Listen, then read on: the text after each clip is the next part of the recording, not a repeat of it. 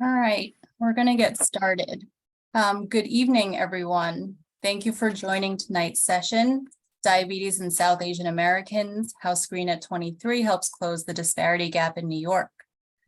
My name is Jennifer Wong, and I'm a Senior Program Coordinator at NYU Center for the Study of Asian American Health, also known as CISA.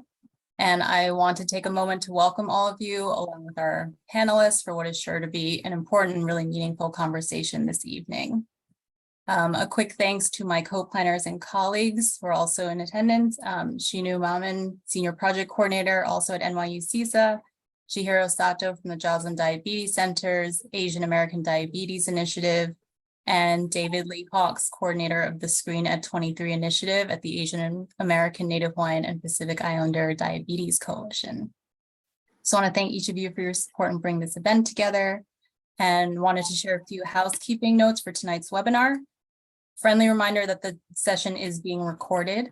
If you have any questions for our panelists, please feel free to add them directly to the chat box throughout the evening. We will try our best to answer all of these either directly through the chat or at the end after all presentations are done after the during the question and answer portion of the session. If you have any questions, feel free to direct message myself throughout the session. So with that, I'd like to warmly welcome David Hawks, a public health policy and health communications leader specializing in health disparities and health equity work among racial and ethnic minority populations. David is also the co-creator of the Screen at 23 campaign, which we'll be speaking about this evening. Turn it to you, David. Thank you, Jen, and welcome to everyone. I'm going to share my screen so that you all can see this lovely logo. Keep it there for now. But yeah, welcome everybody. Thanks for joining us tonight. We are here to talk about Screen at 23, which is a campaign. It's an initiative. It is a guidance for screening Asian Americans at a lower BMI to increase the diagnoses of type 2 diabetes. It is an initiative that was started several years ago through many years of work from researchers and public health advocates, many of whom are on this call tonight. We want you to make sure that you leave tonight, besides the great information from our honored speakers, with 3 things about Screen at 23 and 3 things that you can do to help this initiative. So the 3 things about Screen at 23 is that it's evidence-based. The second is that it works if implemented properly. And the third is that it promotes health equity. And I'll get into that a little bit later tonight in the presentations. The 3 things that you'll be able to do are help us reach out to legislators, lawmakers, policymakers to increase support for Screen at 23 and making sure that guidance is used in clinical practice and that awareness is raised, as well as joining us in this effort. This is a very collaborative effort. We started our AA and HPI Diabetes Coalition in Hawaii in 2010. We had experts from all over the country and even internationally talking about the state of the science in diabetes among Asian Americans, as well as Native Hawaiians and Pacific Islanders, though we're just talking about Asian Americans tonight mainly. And one of those participants, speakers, was Wahida Karmali from Columbia University.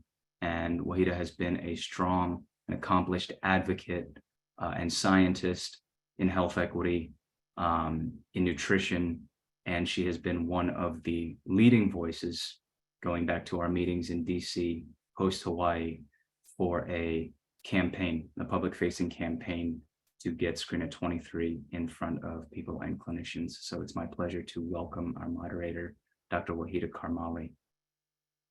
Thank you so much, Mr. Hawks, for your very kind introduction. We always appreciated your passion in health justice, and it should be known that you are the one who spearheaded this initiative as a co-creator of Screen at 23. How appropriate that this webinar date was selected in a month as we celebrate Asian Pacific American heritage. My special thanks to Dr. Winston Wong, Chair and Acting CEO of the National Council of Asian Pacific Islander Physicians, and Dr. George King, Chief Scientific Officer at the Joslin Diabetes Center. They have been leading Screen 23 through Asian American, Native Hawaiian, Pacific Islander Diabetes Coalition since its launch as a national campaign. We are very grateful to Ms. Chihiro Sato of Joslin Diabetes Center, Ms. Jennifer Wong, and Ms. Shinu Maman of the New York University Center for the Study of Asian American Health for their fantastic help and participation in this webinar. It is indeed a pleasure to welcome a panel of distinguished researchers, clinicians, healthcare professionals, policymakers, and webinar attendees. We are here to discuss the urgent need for Screen at 23 for all Asians. In this webinar, speakers will discuss their research and clinical experience for the need for early diagnosis of prediabetes and prevention of type 2 diabetes in South Asians. South Asians who are from India, Pakistan, Sri Lanka, Bangladesh, Nepal, Bhutan, or the Maldives are at a high risk for type 2 diabetes and prediabetes and the development of cardiovascular risk factors. Cardiovascular disease actually is very high among Filipino and South Asian adults. This was just released recently, just days ago, and Dr. Kanaya is one of the co-authors for this paper in circulation. South Asians are 24.8% of the world's population. Therefore, the high prevalence of diabetes and diabetes risk in this group requires urgent public health action to help improve diabetes management and prevention, thereby reducing healthcare costs and improving quality of life. It is indeed an honor to introduce our first speaker, Dr. Alka Kanaya. She's one of the foremost researchers on diabetes in Asian Americans. Dr. Kanaya's research has helped shed light on the health risks faced by Asian Americans. You may have read about her study in New York Times before COVID in 2019. She's a professor of medicine, epidemiology, and biostatistics, and a practicing general internist at the University of California in San Francisco. She received her MD in 1995 and completed her internal medicine residency and fellowship training in 2001 at UCSF. She has focused her research on type 2 diabetes and cardiovascular disease epidemiology and prevention, specifically to identify and understand the causes of Asian American health disparities. She is a lead investigator for the mediators of atherosclerosis in South Asians living in America with the acronym MASALA, a community-based prospective cohort to identify socio-cultural, behavioral, and biologic risk factors to explain the high rates of type 2 diabetes and heart disease among South Asians. Dr. Kanaya. Thank you so much for that very kind introduction, and I'm really happy to be here. So my 5 minutes of slides are really going to give you the rationale for why we are proposing and why we want you to consider screening Asian Americans, especially South Asians, we're talking about today, at a BMI of 23. And that is based on data that comes from the US. This is a National Health and Nutrition Examination Survey, and they started oversampling Asian Americans in 2011. And they do this survey around the US every 2 years, and we put data together from 3 waves of this survey. And what this graph is showing you is that when you look at who is diagnosed with diabetes based on fasting glucose testing, hemoglobin A1C, and 2-hour glucose tolerance testing, you can see there are big differences between whites, non-Hispanic Blacks, Hispanics, and Asians. But not only is there this, wide range of prevalence of diabetes, but when you take Asian Americans and you try to disaggregate them into smaller groups, and here we were only able to do this by geography. So we have been able to disaggregate the NHANES data into East Asian, South Asian, and Southeast Asian. You can see almost the same type of differences in distribution among the Asian groups as you saw among all US groups here, where East Asians had lower rates than South Asians and Southeast Asians. And you could say that the South Asians and Southeast Asians actually had somewhat higher rates than Hispanic Americans. And this really is something that is hidden when we look at all Asians combined together. So, this is an important reason to really think about how we can help our communities to understand who may be at high risk of diabetes. So this data comes from Northern California Kaiser, where we were able to more finely disaggregate this very large integrated health system data. We did this in 2010, and then it was repeated again in 2016. And what I'm showing you here is the rank of all of the different subgroups of patients who are in Kaiser and who had diabetes. You can see that overall Pacific Islanders have the highest rate of diabetes, both in 2010 and 2016. This is true for women and men. But then if you start looking at disaggregated Asian populations, Filipinos and South Asians are right behind the Pacific Islanders, then Latinos, African American, Native American, and all of the other Southeast Asian and East Asian groups are here. And all of these groups, all Asian groups, including other, non-Asian minoritized groups, have more diabetes than white Americans. So this is important because now there's, more data kind of showing the same trends as I showed you in the National Health Examination Survey. So what we did in 2015 is take all of the available cohort study data from 4 different cohorts that have enrolled Asian Americans. And Wahida already mentioned Masala study that we have been doing since 2010. We had 2 sites of data then, and now we will soon have a 3rd site in New York City represented as well. There was data from Hawaii, there was data from Seattle, as well as from San Diego in many different Asian American groups. So we aggregated all of these Asian Americans together to look at, how can we use BMI to determine who has high risk of diabetes? So we only included people over age 45 for this analysis because that's what these cohorts had. They had no prior diagnosis of diabetes. So people who already knew they have diabetes are out of this analysis, just people who we are diagnosing with new diabetes. And we did the same test that the NHANES does, including a 2-hour glucose tolerance test, fasting glucose.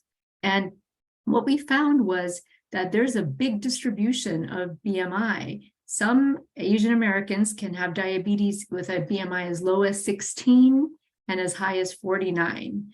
But here is the bottom line is the American Diabetes Association recommends screening anyone of any ethnic minority group with a BMI of 25 and greater. But if you look at how many people are in this group less than 25, we would be missing about 1/3 of the population if we really started screening at 25. So we did some statistical analyses trying to optimize the best BMI cut point where we could find the most people with diabetes. And it turned out that using 23 was the optimal in terms of sensitivity and specificity of a screening test. And so that is really the background of how Screen at 23 came about. And the American Diabetes Association, following that paper and analysis in 2015, changed the criteria to lower it to BMI of 23 for screening Asian Americans, but that 25 criterion stays the same for all other groups. And that's kind of the beginning of this big diabetes coalition, with NCAPIP being our major promoter of this campaign of Screen at 23 and why we're here today. And just more recently, in 2021, the U.S. U.S. Preventive Services Task Force also adopted similar BMI cut points, this lower BMI of 23 for screening Asian Americans, and this is between ages of 35 to 70 years old. So that's good that American Diabetes Association and U.S. services have both kind of come together at aligning their guidelines. But how are we doing in terms of finding people who we may have been missing before? And what we can tell from the newest NHANES data that includes, all the way to 2020, you remember the guidelines really, ADA guidelines changed in 2015. So really only a few years since the guideline here. But the disappointing fact so far is that while the rate of diagnosed diabetes keeps rising year to year, now we have almost 12% of the NHANES population or the US population that has diagnosed diabetes, the rate of undiagnosed diabetes is staying stubbornly low, around 2 to 2.5%. And the populations with the most undiagnosed diabetes is Asian Americans, almost 25%. So 1 out of 4 Asian Americans who is walking around with diabetes doesn't know they have it. And that is really startling. And those without health insurance are also similarly undiagnosed, almost 29% of those. And so this is really, why we are urging everyone to really think about diagnosing diabetes using a lower BMI cut point. And I will conclude my 5 minutes saying that we know several Asian American groups have high prevalence of type 2 diabetes, and we need this disaggregated data nationally to really reveal these disparities. And unfortunately, Asian Americans are the one group in the US that has the highest proportions of people with undiagnosed diabetes. We're missing a quarter of the people who have diabetes right now. So we really do advocate for using a screen at BMI of 23 or greater for Asian Americans, but we also need to raise awareness that people with a normal BMI less than 23 still may be at risk, especially South Asians, because there is so much more diabetes, as I've shown you in South Asian groups. But until, the screening is found to be cost effective for everyone at a lower BMI or even at any age, we don't have the evidence that we should blanketly, screen everybody regardless of BMI. So I will still advocate for using the current guidelines to screen people. And we can definitely talk more about this and controversies later. Thank you.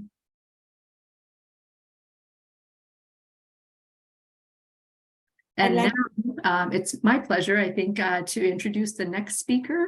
And I don't want to misstate, so let me get my notes. Yes, so the next speaker is Dr. Nadia Islam, who is Associate Professor in the Department of Population Health at the NYU Grossman School of Medicine. And she is also Associate Director of the NYU Langone Institute for Excellence in Health Equity.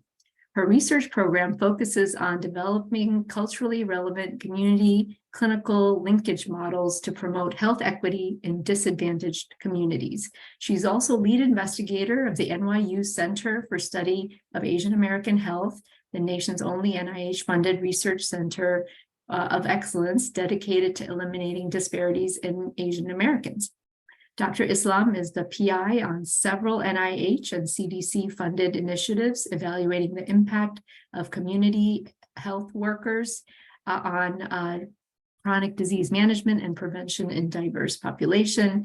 And I am so happy to introduce my colleague, Dr. Nadia Islam. Thank you so much, Dr. Kanaya, for that very kind introduction. I'm really pleased to be here this evening to share our experience in implementing Screen at 23. I'm sure, like many of you in the audience, this topic is very near and dear to my heart, being of Bangladeshi origin myself.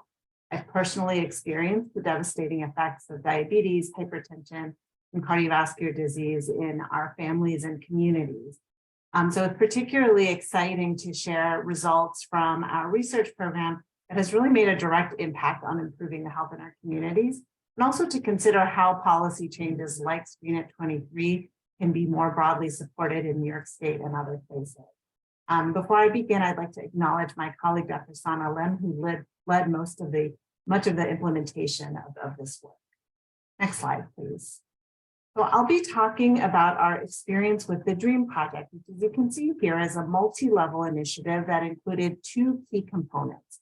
First, we worked with community-based primary care practices in New York City that served largely South Asian patient populations, really enhance their capacity to better utilize the electronic health record, to better screen and identify patients with prediabetes, really implementing the Screen at 23 guidelines. And the second component was then linking patients to community health workers who are embedded into the practices and provided culturally tailored health coaching and education to support lifestyle changes and promote diabetes prevention. Next slide, please. So really critical to the success of our initiative was partnership across multiple sectors. This included partnership with municipal agencies, including the New York City Department of Health and Mental Hygiene, and in particular, leveraging their workforce of practice facilitators that really worked closely with practices to implement the Screen at 23 campaign. We also worked with electronic health record vendors. And most of the practices where we were implementing used EHR's ECW and MD. We actually worked directly with those companies. I think most importantly, though, are the two last bullets on this slide. We implemented this project in community-based primary care practices. And why this setting? We found that they play a critical role in many immigrant communities, but especially in the New York City South Asian community. Community-based independent primary care practices serve low-income, limited English proficient South Asian population. We've implemented this program in over 20 primary care practices. And just as an example to show you the important role that they play, about 70% of the patients in these settings are Medicaid eligible. And then finally, we worked closely with a coalition of South Asian serving community-based organizations. Next slide, please. So our implementation of DREAM occurred in 3 phases. First, we worked on the development and customization of registry reports, alerts, and training materials in conjunction with the practices. We then implemented those customizations by engaging in workflow trainings and providing ongoing technical assistance to the sites. And then finally, after a year of implementation, we integrated community health workers into each of the sites. So I'll go over the first phase. Next slide, please. So the first phase was really the development and customization of registry reports, alerts, and training materials. So this included the development of a customized report that was really tailored to each individual practice and the type of EHR platform that they use. We also developed what we called semi-manual customized alerts to really be able to notify providers in the context of care when they were meeting with a patient who had a BMI of 23. We developed a training manual. And this included 2 separate training manuals actually for each of the types of EHR platforms we worked with. And then we worked on deploying those customized reports. Next slide, please. So as I mentioned, the purpose of developing the customized registry reports was really to identify patients at risk using the Screen at 23 guidelines. We quickly uncovered a few major challenges in doing this in the context of small practice settings. And that main challenge was that there are some key differences in the ability to customize reports across electronic health platforms. So for example, we found in the MD-LAN system, we were able to customize reports and really track report generations and downloads pretty seamlessly and systematically. Whereas in ECW, the tracking wasn't feasible. And so we really had to think about how to train providers and practices in an efficient manner, how to download reports to their desktop. Next slide, please. So the second key, and this is just an example of some of these semi-manual customized alerts. So for example, you can see we embedded, so physicians that are using MD land, for example, would see the alert around a patient having a BMI of 23 in their internal notes, whereas in ECW, it would show up in the physician's chief. And we actually created a hashtag that you can see here at Screen at 23 that we embedded into the ECW platform so that providers would kind of easily recognize that when interacting with patients. Next slide. So the workflow training was really the heart of the implementation of this initiative. We developed the training for the audience at our practices. This included clinicians, but also clinician staff who are primary users of electronic health records. I know many of you in the audience are primary care physicians in community settings, so you'll be familiar that there's often a limited number of staff and limited capacity at the practices. And so we were really strategic in training the entire practice in the implementation of this workflow. But we also were very cognizant of making, again, this training very efficient and not a burden. So the training was developed to be 1 to 2 hours, and it really culminated in hands-on practice running the reports and the alerts. And we did this in conjunction with our health department colleagues. Some of the challenges that we uncovered were staff shortages and frequent staff turnover. And so that was why we really targeted the training to all users. Next slide, please. Critical to this workflow training was really ensuring workflows were tailored by practice as well as by electronic health record platform and practice context. So for example, we found that instead of running reports on all patients, our practices found it more effective to run registry reports for patients with upcoming visits in each month and categorizing at-risk patients. So I won't go through this entire work, but it gives you a sense of how we tailor the workflow. Next slide. And then finally, the last component, again, after implementation of the Screen at 23 protocol for 1 year, we introduced community health workers into each of the practices that we work with.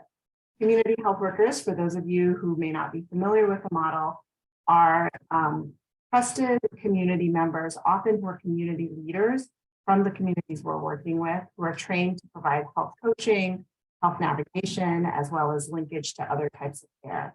So we are very fortunate to work with a team of spectacular community health workers representing the South Asian community, many of whom are very trusted leaders in the local New York City community. Our CHP worked with each of the practices and were identified with prediabetes to provide culturally tailored in-language health education, health strategies, navigation to a variety of resources, both healthcare as well as non-healthcare resources, and really used an empowerment approach to really enhance patient self-efficacy. We're really pleased by the success of our efforts. This is some preliminary data, but we did find that participants, patients that completed the intervention in each of our practices experienced greater reduction in weight at both 6 months and 12 months, actually. So this is 6-month data, but we followed participants up to 12 months and have found that they're more likely to achieve 5% weight loss, which, as we know, is an important marker for diabetes. So I'll just end with our conclusions. I think we are really excited by the success of Screen at 23, and we're really cognizant of utilizing a really pragmatic approach in implementation. And some of the things that we found to be especially important are multi-sector partnership engagement, particularly for under-resourced settings like our community-based practices. We really tailored our efforts to center user satisfaction and use user-centered approaches. So really, again, working with the practices to understand their workflow. And we used a number of informal and formal strategies to develop and sustain relationships with our practices. And I think that's critical to increase trust, legitimacy, and really ultimately adoption initiatives like this. And then finally, I just want to highlight what's in red. I think Screen at 23 efforts paired with culturally tailored health really can promote diabetes prevention in the country. My last slide lists acknowledgements. I unfortunately can't go through each one, but these are the number of practices that we worked with, our community partners, our health department and EHR vendor partners. And then last but certainly not least, my team that's listed here who really been. So I'll end there, and I'm really happy to take questions during the Q&A portion. But I'm thrilled now to be able to introduce one of our partners in the DREAM project where we actually implemented, and that's Dr. Yusuful Mamoon. Dr. Mamoon is an assistant professor at Queen's Hospital Center and also has his own independent practice in Jamaica, Queens, where we actually implemented the DREAM project. We've had the pleasure of working with Dr. Mamoon for several years. He's been working at Queen's Hospital Center since 2012. He has an MBBS from Rajshahi Medical College in Bangladesh and also obtained his MSc in nutrition from Dhaka University. Dr. Mamoon completed his residency in internal medicine from Brooklyn Hospital Center in 2005 and fellowship in geriatric medicine from Flushing Hospital in 2008. In addition to patient care, faculty activities, as well as really being a community advocate, he is one of the physician advisors of Nurses Improving Care for Health System Leaders and is an editor of the. So with that, I will turn it over to Dr. Mamoon. Thank you, Dr. Nadia. Thank you for the kind words. Good evening, everyone. As you have mentioned that, I'm here since 2003, I think from 2003 till then, I have been getting training, working in different parts of the New York City. I did my residence in Brooklyn Hospital Center, then Flushing for the fellowship, and since 2012 in the Queen's Hospital Center. In the Queen's Hospital Center in the beginning for a couple of years, I was in the outpatient clinic. I remember, I think around 2013, we met Dr. Nadia Islam with her whole team, that's NYU Center for the Study of Asian American for the DREAM study. And since then, I'm involved with different activities with them. And by working in this community, you know that these communities are densely populated by the South Asian people. We are seeing this patient in the inpatient setting and also in the outpatient setting. So definitely, as you all know, that diabetes, high pressure, high cholesterol, coronary artery disease, all are very much prevalent among this, South Asian population. And national study shows that, age-adjusted burden of diabetes is 23% compared to the white Chinese. The number is always in the higher side. Also, it's 40% more likely to be diagnosed with the diabetes than non-Hispanic whites. So these data, I think our previous speaker, they are very well, aware of that. They are researchers.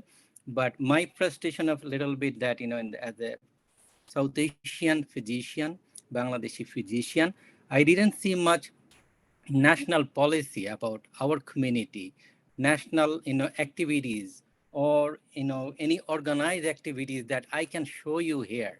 I am just telling you all from my experience. That's the, Dr. Kanaya mentioned that a BMI of 23 was advocated from 2021, but from our experience in the community, we are practicing much before, like, maybe 10 years from now, all of the South Asian people, doctors especially, for all adult people, they are looking for the diabetes. If I want a diagnosis on South Asian people, I know that easy two diagnoses. One is the pre-diabetes, hemoglobin A1C should be 5.7 and up, or you'll see the vitamin D deficiency. This is very common here. And it doesn't matter with the BMI. So it's for some reason that in a normal or low BMI, you saw the data before, that good number of South Asian has the diabetes. So what are the reason? It's the, some hypotheses are there. You all know that, in South Asian, is for long-term poverty and under colonization from different outsider. Like hundreds of years there, they went through the cultural and the economic poverty, and that could lead some intergenerational, changes among the generation, the following generation. Definitely lifestyle, they are very shabby lifestyle and the dietary habit. as the role on developing diabetes, but other factors like, can I have the next slide, please? David, next one, yeah. Yeah. So for genetic mutation, it's happening on the, I think, beta cell of pancreas, and that can lead to impaired insulin secretion. Beside this one, there is resistance to insulin, and also by short stature, I told you that in malnourishment and those, yeah, I think average height of the South Asian people could be 5.5 to 5.6 for the male, and for the female, it could be 5.1 to 2, and the, body weight something around 55 or 50 kg. And then the lean muscle mass and ectopic, that's a visceral fat accumulation in the liver and the muscle. These two combination is impairing the insulin action, and that the impaired beta function, providing this, this high susceptibility to diabetes in this population. So next slide, please. So very interesting thing. I can't, this is, my pleasure to show you what is the cultural and dietary habit of South Asian people. It's India, Pakistan, Bangladesh, Nepal, Bhutan. Everyone has similar kind of food. So this is happening for every week. There is a proverb that Baro Mashe Tero Pabon. I don't know Nadia Islam know it or not. So you have 13 festival in 12 months. And this is the national festival or religious. And beside that, there are many more, your personal. So every week they will be having this kind of party. So they start with the appetizer of this one. And there is a meal that's the biryani. It's all of the rice, potato, and the lamb. Look at that. What is the 1/3 of rice, 1/3 of the meat, and the 1/3 of vegetable? There is none. Sometimes people eat more than this. And then, in the middle, too many items are there, and ended with couple of sweet or sweet product. So this is really crazy, and it's happening here. This definitely, we need to do some work, and I think that NYU or the hopefully national level will get some kind of project or guidance and how to proceed and how to counsel our community. Next slide, David. Next one, please. Yeah. So this is I found in the internet, it's a very, I think, desirable biometrics for the South Asian. It will be very helpful. Hemoglobin A1C target could be less than 6. Waist circumference for female less than 80, on men less than 90. Body mass index, less than 23, and other LDL and triglyceride. Triglyceride is really another culprit, for our high intake of carbohydrate. Next one. Next slide, please. David, can you go to the next slide? Okay, so this is, some BMI, as you mentioned, is, lower in the South Asian people. And, sometimes we have to reduce the dose of metformin because they are losing weight. And that's another, reason, proving that, BMI, it could be the different signal, providing the different signal. So my recommendation or our, some recommendation should be like, our lifestyle modification. And Nadia said that culturally relevant dietary advice and exercise. We cannot tell a 50 years female with a shari to run in the park or the street, right? So that community worker are helping from NYU. Thank you. Here, I will be open for any question later on. And I will invite our next speaker, Dr. Winston Wang, Chair and Acting CEO, National Council of Asian Pacific Islander Physician. Dr. Wang is a scholar in residence at the UCLA Kaiser Permanente Center for Health Equity at the Fielding School of Public Health, a fellow of the American Academy of Family Practice. Dr. Wang's professional career has encompassed leadership roles at community health centers, federal service, and most recently at Kaiser Permanente, where he served as a medical director for community benefit for over 17 years. Previously, He was a primary care community health center physician for the Asian American community in Oakland, Chinatown, which led him to leadership roles in United States Public Health Service. Dr. Winston Wang. Thank you, Dr. Mamoon. And I just want to say personally, your dedication to the community is so inspiring. And thank you again. I also noticed in our chat line that we have a number of members from the Bangladeshi Medical Association of Northern America.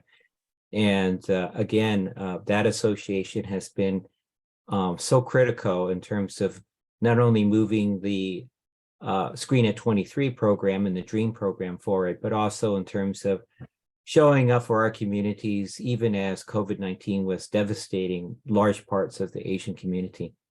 So thank you, audience. I am the chair of the National Council of Asian Pacific Islander Physicians.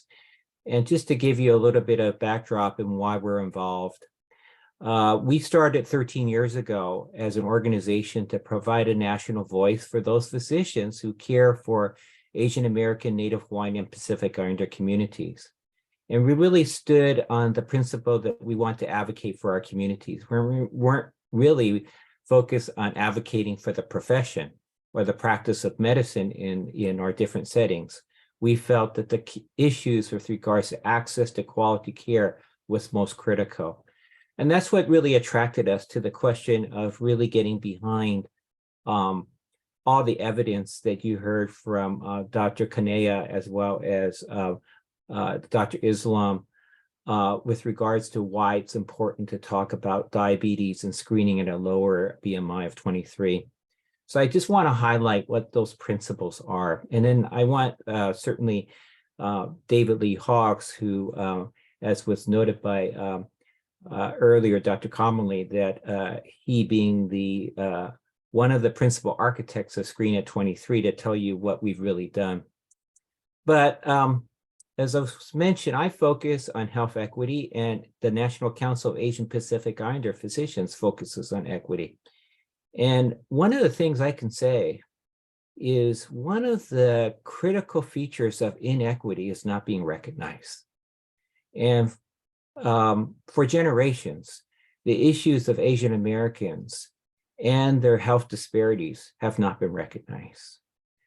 This was very much revealed in terms of COVID-19, that as the epidemic was going across the country, some of the highest fatality rates were actually among South Asians and Asian Americans. But it was not being recognized because the data was not being captured. That's actually a microcosm or a representative sample of what we stand here with regards to diabetes. Diabetes is underreported, underdiagnosed in the Asian American and particularly in the South Asian community. And it's that lack of recognition, the lack of appreciation of the impact of that chronic disease across our community is literally killing hundreds, if not thousands, of Asian Americans prematurely because it's never been recognized. So I would speak to the three different audiences here tonight. Number one, if you're a patient, and all of us are patients, all of us pretty much are caring for Asian American patients, or our families are Asian American, we need to stand up and say, I need to be probably screened for diabetes, because most of us are at 23 BMI and above. And if we're not at 23, we're still at risk, as some of the data showed. Number two, with regards to those physicians that are in this audience, I urge you to take it on the responsibility of safeguarding our communities for diabetes by aggressively identifying individuals that are at risk for diabetes, beginning with the question of BMI at 23, but also certainly with regards to the familial as well as the ethnic prevalence of the disease among the different communities we serve. Thirdly, with regards to people in the larger community, and perhaps we have some elected officials on this call, I think it's incumbent on us to recognize that are underreported and underappreciated chronic disease, our responsibility to make that well known across the public. If we do not do that, we're actually creating and maintaining the inequities that we see in health. So David will tell you a little bit about concretely how we think that this could be changed for the improvement of our communities. If we don't take this on as ownership, we have basically replicated the same patterns of underappreciation of the inequities that occur within our country. That's why the National Council of Asian Pacific Islander Physicians is so proud to be part of this effort, along with the Joslin Diabetes Center and the American Diabetes Association, because it's an effort that crosses not just medical practice, but also community activism, vis-a-vis community health workers and community diplomats and voice persons, and also the political and advocacy agenda. So I would really urge all of us to think about how we can do this in a way that's responsible and takes on really the full breadth of disparities as we know them. So with that, I want to hand off before we sign off for questions. We will have time for questions tonight. But David Lee Hawks has worked very closely with the American Diabetes Association, the Joslin Diabetes Center, and the Asian American Diabetes Action Coalition.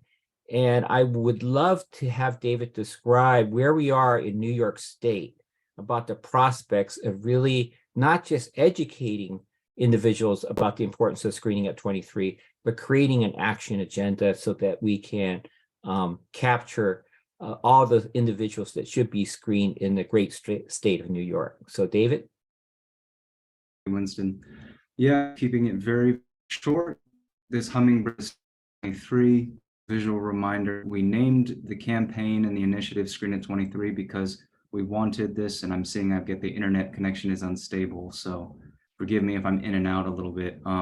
We wanted it to be something simple, describing exactly what it intends to do and to make folks want to learn more about it. Next slide, please. So the three things again that at least I hope you all take away from this is that Screen at 23 is scientific evidence-based. It works if implemented, as you heard from Nadia's great presentation from the DREAM project, and it promotes health equity, as Winston just described. Next slide, please. So the campaign really started in 2016 after our coalition formed in 2010, and I will invite you all now and again to please join us in this effort. The reason that we've been able to take it this far from a public awareness perspective with the American Diabetes Association, with federal government partners, is because of groups like BMANA, like those in attendance, working with NCAPIC, Joslin AADI, NYU, CISA. This has been very much a volunteer and collaborative effort with minimal external funding. So bear that in mind, and the link that I put in the chat box, which I'll ask folks to reshare, allows you to sign up. And of course, I'll share contact information. But this multi-level stakeholder coalition came together with two main goals, which was to advance Screen at 23 in conversations with policymakers and to build the awareness among patients and physicians who treat the underserved patients that we're really trying to advocate for here. We have 6 state resolutions that have now passed that serve as a legislative baseline, i.e. no money, no mandates, but a baseline from which to work with to further promote Screen at 23 in California, Hawaii, Illinois, Massachusetts, Washington, and Virginia. And we're hoping New York is going to be next. Next slide, please. These are examples of actual resolutions. This is not a politically controversial issue. Diabetes affects everyone across the political spectrum. And we have targeted specifically states with high number of Asian American. And the benefit, again, as a baseline, is these resolutions introduce the issue of Screen at 23 of diabetes disparities among Americans to legislators themselves, many of whom sit on health committees, will be the ones that we approach. And then building blocks and further legislation that would do things like quality initiatives, which Nadia shared, to support and work of physicians like Dr. Mamoon, who are providing linguistically capable and culturally care to populations of Americans and folks in this country who need most. Next slide. So these were our estimates of the impact of Screen at 20 on all of these states. All of these thousands of folks who could be diagnosed if states would implement Screen at 23. And of course, many more cases of prediabetes would be found, and of course, before you can have management. Next slide, please. So New York, 31,000 cases. If we can have motion passed and have something even more meaningful. It's drafted, it's a baseline. We were hoping CISA, working with BMANA, working with you all in the audience, with Chinese American Medical Society and this growing coalition in New York, we will be able to not only get this passed, but have some meaningful caveats that are really going to help implement Screen at 23 and get more folks diagnosed. And in the chat is a way for you to sign your name. You can represent your organization even better. That we are in the process of approaching legislators, a growing list of doctors, of advocates, of community members, who are their constituents, as well as experts in health, supporting this initiative and at home. Next slide, please. So one of the things that the coalition has, besides these resolutions, had multiple meetings, conversations in the United Task Force with the American Medical Association,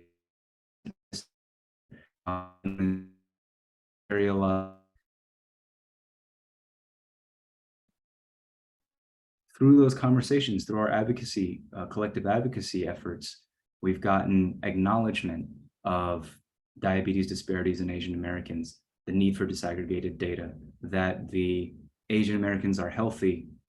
Another form of invisibility, if you will, is not the narrative, is not the truth. We've gotten an asterisk in many cases. And we believe South Asian Americans, AA and HPI, and all populations deserve more than an asterisk. So if you agree, next slide. I want to share this quote before I get to the action steps, but this comes from Dr. Winston Wong. We cannot divorce Screen at 23 from the argument that Asian Americans are still often invisible in public health equity. Our population should be seen, counted, and our inequities addressed. Next slide. The 3 ways to help are to sign on to that link, to directly get in touch with your local legislators and with leaders of organizations that are your colleagues, are your partners. And we're going to make that easy. So if you get in contact with me, and I'll share my contact information, and share templates and things both for reaching out to organizations and to legislators. And then the third is easy. Disseminate Screen at 23 on your own time with folks that in your family. We'll send out information relevant to Screen at 23 to everyone after the webinar, including this recording. But we hope that we'll be able to partner with you and hear from you. My email and phone are always open. So yeah, I'll wrap it up with a thanks.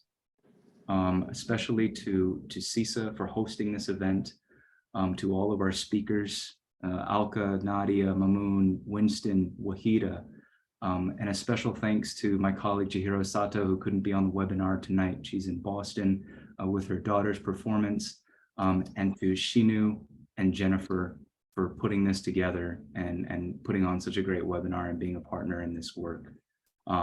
So yes, thank you everybody, and let's start the Q&A. I'll turn it over to Wahida.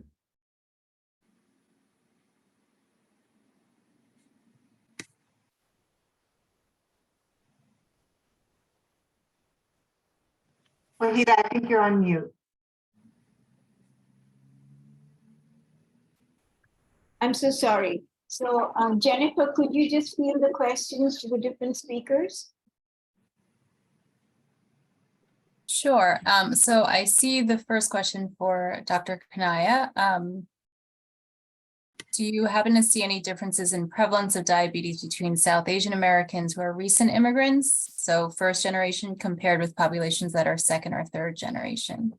That is a great question, and we are actively trying to study that by recruiting the children of people who are in Masala, who are second generation born in the US, South Asian Americans, and right now we are, just at the beginning of that study, and unfortunately there aren't other great data around the US to help answer that question.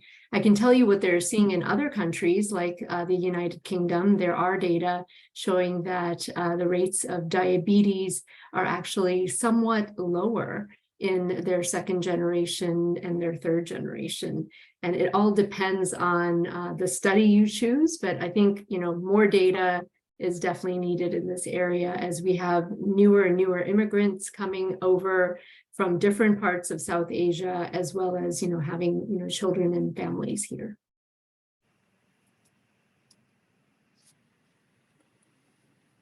Thank you, Dr. Kanaya. We have another question in the chat for Dr. Mamoon and Nadia. Could you please respond to, how do you educate South Asian patients about their increased risk for diabetes? Okay, thank you. This is a great question, and from my experience, usually the South Asian patient, they are kind of compliant with the medication and the doctor's advice.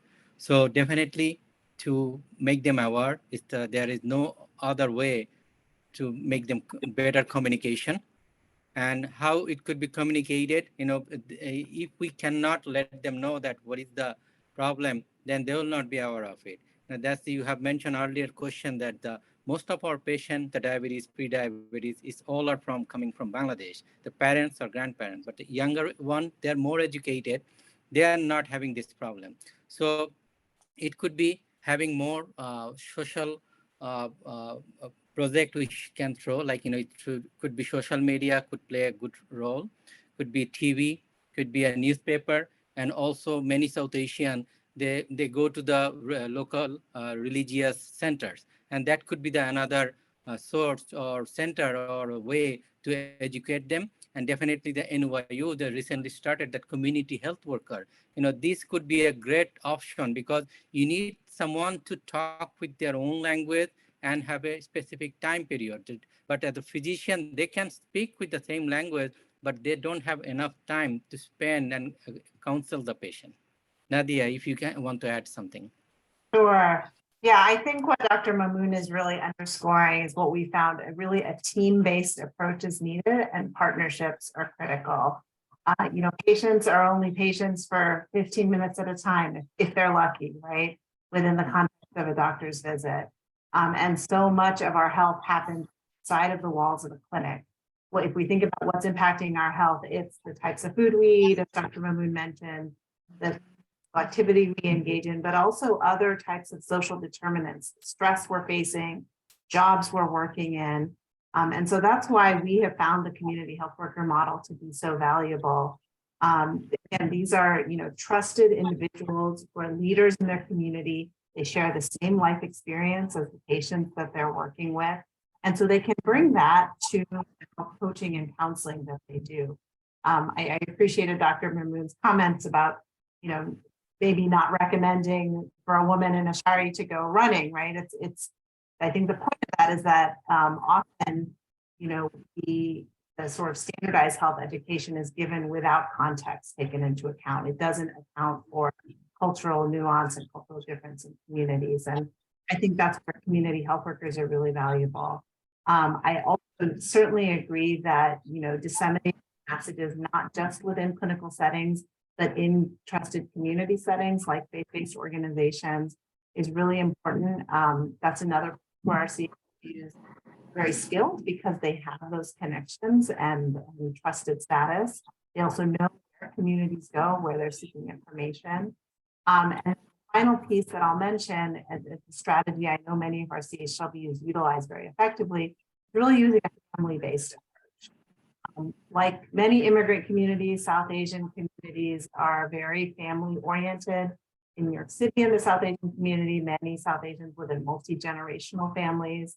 And so you're going to talk about something like food, not just about one individual. It's food for the entire family. It's cooking for the entire family. And often that can extend even beyond one apartment to several apartments within a building. And so really using those types of family-based approaches have been, we found to be. I would like to add, for the resources, you mentioned, Dr. Mamoon, when you have 15 minutes to be with a patient, we have resources. We have registered dietitians, nutritionists, certified diabetes educators you can refer your patients to. At the same time, you have resources from the Academy of Nutrition and Dietetics. And we, some of us, nutritionists of Indian origin, have put together a book in different languages for the American Association of Physicians from India. You can download it, it's online, it's free, and it's in different languages. So there are lots of resources. In fact, even the National Lipid Association has resources in different languages. So there are plenty around, but I think it's nothing like having a one-to-one conversation with a professional who is, has the education and experience in counseling on lifestyle changes. I know you have a master's in nutrition, Dr. Mamoon, but most physicians tell us they don't know anything about nutrition because they've had 1 or 2 classes in medical school. So there are lots of resources around. Thank you, Wahida. We have another submitted question for Winston and David. How can individuals from the community, from healthcare or clinical spaces, from research organizations, help to connect, reach, and activate or mobilize others to support the Screen at 23 initiative? Sure, I'll take a shot, and I'm sure David has some ideas as well. I think it's really critical that, that those that are in research particularly have a lot of credibility with regards to knowing what the science is. And I think there's a lot of room for us to be able to make our research and our findings much more accessible to the general community. That means really engaging in some health literacy here with regards to not just language, but also plain language. We don't need to get into all the technicalities with regards to individuals knowing what insulin metabolism is, et cetera. But we do need to be able to communicate at a level where communities and individual patients understand the link between diet, exercise, familial predilection for diabetes, and not wait for their practitioner necessarily to say, do you have these? I believe a lot in patients having some empowerment to say, I've heard that maybe I'm at risk for diabetes because I've got some material. I've talked to different individuals who are working in this field. And we know that, my aunt, my uncle, my father are at risk, and I might be at risk as well. So there's an empowerment issue that's really important. And I think if we did that at the individual level, but also disseminate across the community, would it be in a better position? David, you want to add anything to that? Sure, Winston. I would say reach out to the National Council. That's a big reason NCAPIP exists, is to be able to lift up research into policy, to advocate with physicians, to be a voice for the community physicians who are taking care of, the ANHPI community and patients who need specialized, often quality care. And then, Screen at 23 is something that, as I've said, I put my email in the chat. I'm a great person to link up with and connect you with other folks to do this. But it really comes down to, it sounds kind of corny, but our relationships. And I actually think Nadia's research in that project highlights that, you know, when we talk about cross-sector, when we really talk about getting into the nitty-gritty, you know, it's all of this work over a course of years happened because of monthly calls, because individuals stepped up, shared ideas, made their voices heard. Sometimes it's just being in the same room. And then, like I said, we want to try to make this as easy as possible for folks like yourselves in the community to help. But we're open for you to be equal partners in this work. And the great thing about Screen at 23 is that it's not owned by anyone. And so many folks have taken it over years and really advanced it in ways that that I couldn't even imagine. And the EHR issue flagging was one that would get brought up in so many conferences.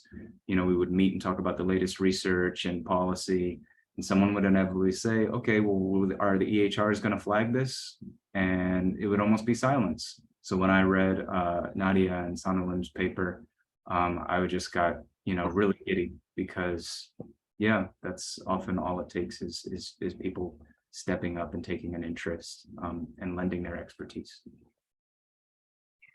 In the interest of time, I think we'd like to be respectful of people's time and time for dinner. So I'm not sure, Sheenu, if you have more questions, maybe we can, you know, answer them on email to people who have asked us questions.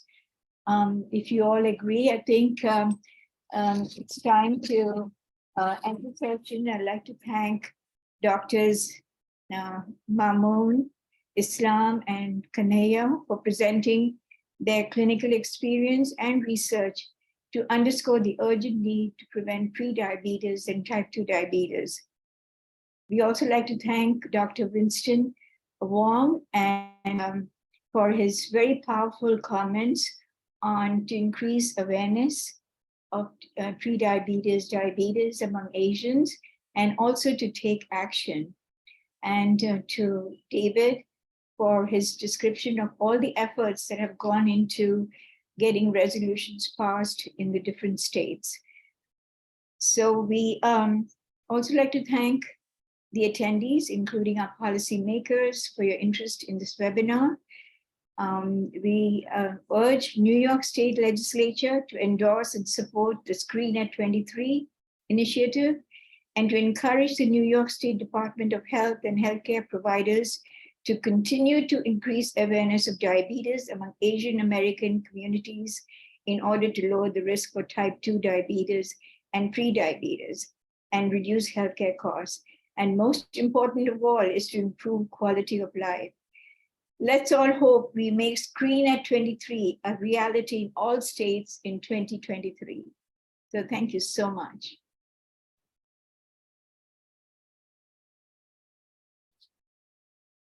Thank you, everyone.